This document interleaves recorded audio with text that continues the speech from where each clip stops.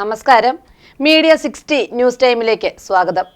School കുട്ടികൾക്കായി Oonnukal service സഹകരണ bank സൗജന്യ കലാ കായിക പരിശീലന പദ്ധതി ആരംഭിച്ചു.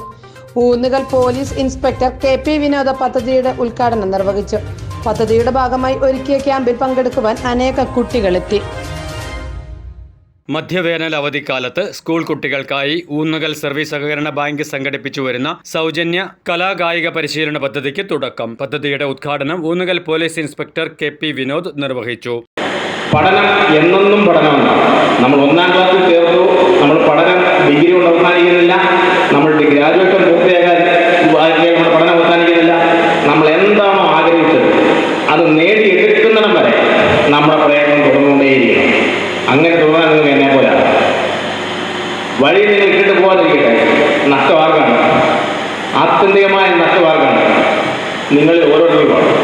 അല്ലാതെ നിങ്ങൾ SI എന്ന് ആഗ്രഹിച്ച് നിങ്ങൾ പഠിച്ചാൽ ഒന്നുമല്ല, നിങ്ങൾ പോലീസുകാരെങ്കിലും നമ്മൾ IPS മുറിച്ച് പഠിച്ചാൽ നമുക്ക് MD ക്ലർക്കാണ്. നമുക്ക് എപ്പോഴും നമുക്ക് സ്വപ്നം വേണം പഠിക്കാനിരിക്കുമ്പോൾ തന്നെ. അപ്പോൾ നിങ്ങൾ ചെയ്യേണ്ടത് നിങ്ങളുടെ മാതാപിതാ ഗുരുദൈവമാണ് പ്രാർത്ഥന. മാതാപിതാ ഗുരുദൈവം നമ്മുടെ അച്ഛനും അമ്മയും നമ്മളെ പഠിപ്പിക്കുന്ന അധ്യാപകർ. അവർ പറയുന്നത് സ്ഥിരത വഹിക്കാനുള്ളതാണ്.